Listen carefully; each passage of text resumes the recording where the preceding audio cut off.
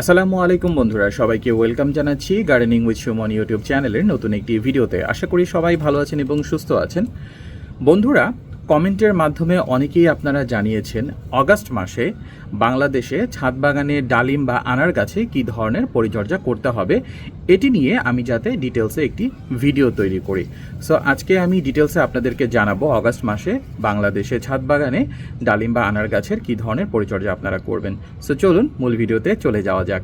ভিডিওটি দেখার পরে যদি ভিডিওটি ভালো লাগে অবশ্যই লাইক বাটনে প্রেস করে দিবেন। আমার চ্যানেলটি ঘুরে আসবেন, আপনাদের জন্য 200+ ভিডিও রয়েছে। যদি চ্যানেলটি হেল্পফুল মনে হয় চ্যানেলটিকে প্লিজ সাবস্ক্রাইব করে দিবেন। বন্ধুরা, শুরুতে একটু আলোচনা করে নেই এই অগাস্ট মাসে আপনাদের ডালিম গাছ বা আনার গাছে আসলে কি ঘটনাটা ঘটে। এই সময়ে আপনাদের গাছে বেশিরভাগ গাছেই কিছু কিছু ফল থাকবে এবং কিছু কিছু ফুলও হয়তো বা আপনাদের চলে আসবে। এই যে আমি এখানে দেখাচ্ছি আমার গাছে কিছু ছোট ফল এবং ফুল রয়েছে। এখন আমাদের এই অগাস্ট মাসের মূল টার্গেট হলো আমাদের গাছটাকে সুস্থ রাখা। মূলত এই সময়ে আপনাদের ডালিম বা আনারগুলো ম্যাচিউর হয়ে যাবে, কিছুদিন পরে হয়তো তুলে নেবেন বা অলরেডি হয়তো তুলেও নিয়েছেন, এবং অক্টোবরের শেষের দিকে শীতকালীন যেই ফুলগুলো আসা শুরু হওয়ার কথা সেগুলো শুরু হবে। তার আগ পর্যন্ত আমাদের মূল টার্গেট হলো আমাদের গাছটাকে সুস্থ রাখা। এই অগাস্ট মাসে বাংলাদেশে সাধারণত বর্ষার সিজনটা স্টিল রানিং থাকে এবং মোটামুটি ভালো পরিমাণের বৃষ্টি হয়, এবং এই বৃষ্টিতে প্রধান যে সমস্যাটা হয় গাছে ছত্রাক বা ফাঙ্গাসের অ্যাটাক হয় এবং কিছু পোকামাকড়েরও অ্যাটাক হয়। এই ক্ষেত্রে আমাদের মূলত করণীয় কী? মূলত এটি আমাদের এই অগাস্ট মাসের মূল করণীয় কাজ অন্যান্য কাজের চাইতে। সবার প্রথমে, যেহেতু এটি বর্ষাকাল এবং প্রতিদিনই টুকটাক বৃষ্টি হয়, আপনাদেরকে মেকশিওর করতে হবে আপনাদের ডালিম গাছ যে পাত্রে রয়েছে সেইখানে যাতে যথেষ্ট পরিমাণে পানি নিষ্কাশন ব্যবস্থা থাকে। অনেকেই হয়তো বা ডালিম গাছ লাগিয়েছেন 4-5 বছর আগে, এবং সময়ের সাথে সাথে মাটি এবং শেকড় দিয়ে অনেক সময় ছিদ্রগুলো বন্ধ হয়ে যায়। আমাদেরকে এনশিওর করতে হবে যে এই ছিদ্রগুলো রয়েছে সেগুলো যাতে ঠিকঠাক থাকে এবং পানি নিষ্কাশনের জন্য কাজ করে। যদি আপনার এরকম ড্রামের মধ্যে থাকে তাহলে নিচ দিয়ে আপনারা একটু চেষ্টা করবেন ইট দিয়ে দেওয়ার জন্য, যাতে করে নিচে ছিদ্র দিয়ে সহজেই পানিগুলো বের হয়ে যেতে পারে। গাছের গোড়ায় এই সময়ে একদমই পানি জমাট বাঁধা থাকা যাবে না। আর আপনাদের যদি এই ধরনের ফেব্রিক গ্রোয়িং ব্যাগ হয় এবং আপনার ছাদ যদি যথেষ্ট পরিমাণে ওয়াটারপ্রুফিং করা থাকে তাহলে আপনারা ইট ছাড়াও রাখতে পারেন, মানে নিচে একটু ফাঁকা না রাখেও রাখতে পারেন। এই ধরনের ফেব্রিক গ্রোয়িং ব্যাগে সাধারণত পানি এমনিতেই নিষ্কাশিত হয়ে যায়। আর যেহেতু এখন প্রতিদিনই টুকটাক বৃষ্টি হবে, তাই আপনাদের আলাদা করে প্রতিদিন গাছে পানি দেওয়ার কোনো প্রয়োজন নেই। সেকেন্ড স্টেজে আপনাদের দেখতে হবে আপনাদের গাছের শেকড় হেলদি আছে কিনা। কিছুদিন আগে আমি একটি ভিডিও আপলোড করেছিলাম যেখানে আমি আপনাদেরকে দেখিয়েছি গাছের শিকড় হেলদি আছে কিনা, সেখানে কোনো ছত্রাক বা ফাঙ্গাসের অ্যাটাক হয়েছে কিনা, এটি আপনারা কিভাবে খুব সহজে বুঝতে পারেন সেই ভিডিওটি আপনারা দেখে আসতে পারেন, আইডিয়াটা পেয়ে যাবেন। সো শিকড় চেক করা যদি হয়ে যায়, শিকড় যদি ঠিকঠাক থাকে, এরপরে গাছের উপরের দিকটা আপনাদের একটু লক্ষ্য করতে হবে, কারণ এই বর্ষাকালে বা অগাস্ট মাসে কিন্তু গাছের উপরে পাতার দিকে কিন্তু ফাঙ্গাসের অ্যাটাক হয়। এই যে আমার এখানে টুকটাক কিছু ফাঙ্গাসের অ্যাটাক হয়েছে, আমি জানি না আপনারা কতটুকু দেখতে পাচ্ছেন। পাতাগুলোকে যদি আমি এক্স্যাক্টলি দেখাই, এই যে দেখুন, এটা কিন্তু মূলত ফাঙ্গাসের অ্যাটাকের কারণেই হচ্ছে। এবং ডালিম গাছে খুব কমন, মানে ফাঙ্গাস খুব ইজিলি ধরে। এই ধরনের ফাঙ্গাসের সমস্যা যদি আপনার গাছে থাকে, পাতাগুলোকে দেখে যদি মনে হয় যে না এগুলোতে ফাঙ্গাসের অ্যাটাক রয়েছে, পাতা মোটামুটি হেলদি নেই, তাহলে আপনারা সবার প্রথমে কপার অক্সিক্লোরাইডটা গাছে স্প্রে করবেন। 3-4 দিন গ্যাপ দিয়ে 3-4 বার স্প্রে করলে মোটামুটি এই সমস্যাটা সমাধান হয়ে যায়। যেই পাতাগুলো আপনার নষ্ট হয়ে গেছে এগুলো তো আর ঠিক হবে না, কিন্তু নতুন করে কোনো পাতায় আপনার ছত্রাকের অ্যাটাকটা হবে না। কপার অক্সিক্লোরাইডটাই ডালিম বা আনার গাছের জন্য সবচাইতে ভালো কাজ করে।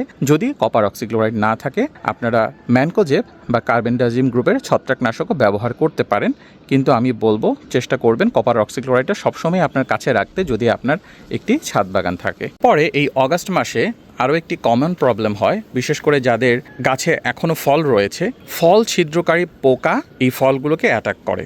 বাইরে থেকে দেখে আপনি একদমই বুঝবেন না, ভাববেন যে না আমার তো ফল ঠিকই আছে, কিন্তু খুব সূক্ষ্ম ছিদ্র করে এই পোকাগুলো ভেতরে ডিম পেড়ে দেয় এবং পরবর্তীতে ম্যাচিউর ভেবে আপনি যখন গাছ থেকে এই ফলগুলোকে পারবেন, ভাঙার পরে দেখবেন ভেতরে কিছু অংশ পচে গেছে, একটা সাইড পচে গেছে বা কালো কালো পোকাও দেখা দিতে পারে। তো এই কারণে পোকার আক্রমণ থেকে বাঁচার জন্য আপনি আসলে বাইরে থেকে খুব একটা বুঝবেন না, বাইরে থেকে কিন্তু আপনার ডালিমগুলোকে দেখে ফ্রেশই মনে হবে।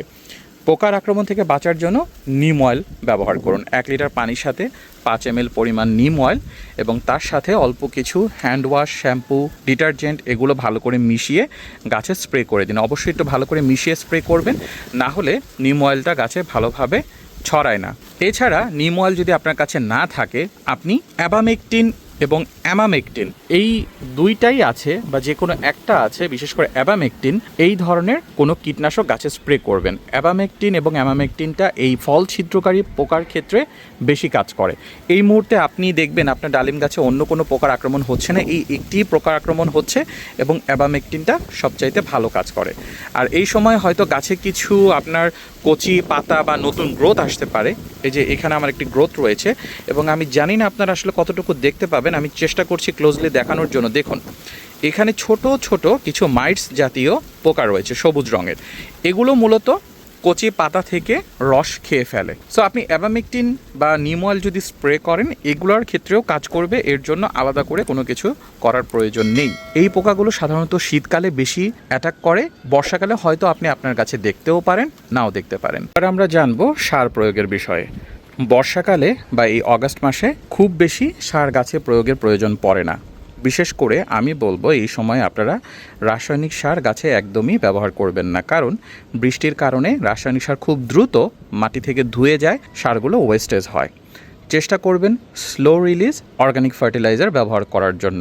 স্লো রিলিজ অর্গানিক ফার্টিলাইজার যদি না থাকে, শুধুমাত্র ডিএপি ফার্টিলাইজার ছাড়া আর কোনো ফার্টিলাইজারই এখন ব্যবহার করা ঠিক হবে না, কারণ রাসায়নিক সারের মধ্যে ডিএপি ফার্টিলাইজারটাই সবচাইতে স্লোলি রিলিজ হয়, এটা একটু লং টাইম মাটিতে স্টে করবে।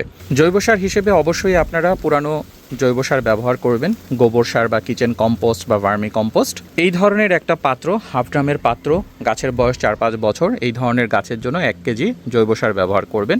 তার সাথে অবশ্যই 100 গ্রাম পরিমাণে হাড়ের গুঁড়া এবং 100 গ্রাম পরিমাণে শিংকুচি ব্যবহার করবেন। হাড়ের গুঁড়াটা আমাদেরকে আস্তে আস্তে ফসফরাসের যোগান দিবে, শিংকুচিটা আস্তে আস্তে স্লোলি আমাদেরকে নাইট্রোজেনের যোগান দিবে এবং 1-1.5 মাস পরে যখন আবারও আমাদের ফলের সিজন হবে, গাছের জন্য প্রপার সাপোর্ট পাওয়া যাবে। অবশ্যই চেষ্টা করবেন অল্প কিছু 50 গ্রাম পরিমাণে নিমখোল গাছের মাটিতে ইউজ করার জন্য, আপনার শেকড়ে ফাঙ্গাসের অ্যাটাক হোক আর না হোক। এতে করে যদি হয়ে থাকে সেটার জন্য উপকার হবে, না হলে হওয়া থেকে গাছকে রক্ষা করবে। আর অনেক সময় গাছ থেকে হয়তো বা কোনো ফল ঝরে পড়তে পারে নষ্ট হয়ে বা বিভিন্নভাবে।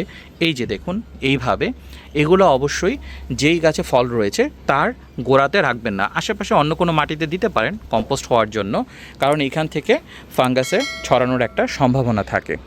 আর গাছ যদি বেশি ফ্যাকাশে মনে হয়, যদি মনে হয় যেমন এই যে এই পাতাগুলো আমি যদি দেখাই, এরকম পাতা আসলে নতুন অবস্থাতে এরকমই থাকে, বাট একটু ম্যাচুর হওয়া শুরু করলেও যদি দেখেন যে শিরাগুলো সবুজ এবং বাকি অংশগুলো একটু হলদে ভাব, তাহলে এখানে আয়রনের অভাব রয়েছে। সেই ক্ষেত্রে এরকম সমস্যা হলে মাছ ধোয়া পানি 2-3 বার আপনারা গাছে ব্যবহার করতে পারেন। যদিও এখানে একটা ফাঙ্গাসের অ্যাটাক হওয়ার সম্ভাবনা থাকে বর্ষাকালে, যখন 2-4 দিন বৃষ্টি হবে না, এরকম একটা সময়ে আপনারা এই মাছ ধোয়ার পানিটা ব্যবহার করবেন। এবার ফাইনালি যে কাজগুলো অবশ্যই করবেন না, এই ডালিম গাছে বিশেষ করে এই অগাস্ট মাসে কোনো ছাঁটাই করবেন না, কারণ কিছুদিন পরে আবারও নতুন করে ফল আসবে বা ফুল আসবে। সো গাছের ডাল নতুন যেগুলো বের হবে সেগুলো ম্যাচিউর হওয়ার জন্য এনাফ সময় পাবে না। এই যে আমি আয়রনের যে প্রবলেমের কথা বলছিলাম, দেখতে অনেকটা এইরকম হবে। আপনারা যদি দেখে থাকেন যে শিরাগুলো আসলে গ্রিন, মাঝখানে ইয়েলো, এটা আসলে আয়রনের অভাবের কারণেই, মোস্ট অফ দ্য কেসেসে আয়রনের অভাবের কারণেই এরকম হয়। যেটা বলছিলাম, এই সময় অবশ্যই গাছ ছাঁটাই করবেন না, কারণ ওই কাটা অংশ দিয়ে যেহেতু প্রতিদিনই বৃষ্টি হচ্ছে, বর্ষার সিজন, বাতাসে হিউমিডিটির পরিমাণ অনেক বেশি, ফাঙ্গাসের অ্যাটাক হওয়ার একটা চান্স থাকে। প্লাস এই সময় আপনারা পাত্র পরিবর্তন করবেন না। পাত্র যদি পরিবর্তন করতে হয়, রিপোর্ট করতে হয়, সেটা শীতকালে করবেন এবং ঘন ঘন প্রতিদিন পানি দেওয়ার প্রয়োজন নেই। যদি প্রতিদিন বা 2 দিন পর পরে, 1 দিন পর পরে বৃষ্টি হয়, সেই পানিটাই এই মুহূর্তে গাছের জন্য এনাফ হবে। মোটামুটি এই কাজগুলোই আপনাদেরকে এই অগাস্ট মাসে আপনাদের ছাদ বাগানে ডালিম গাছের সাথে করতে হবে। আশা করি ভিডিওটি আপনাদের উপকারে আসবে। আরও কোনো কিছু জানার থাকলে অবশ্যই কমেন্ট সেকশনে জানাবেন। আমি প্রতি সপ্তাহে যে কমেন্ট উত্তরের সেশন করি সেখানে আমি অ্যান্সার দেওয়ার চেষ্টা করব। সবাইকে আমার পরবর্তী ভিডিও দেখার আমন্ত্রণ জানিয়ে আজকের ভিডিও এখানেই শেষ করছি। সবাই ভালো থাকবেন। আল্লাহ হাফেজ এবং আসসালামু আলাইকুম।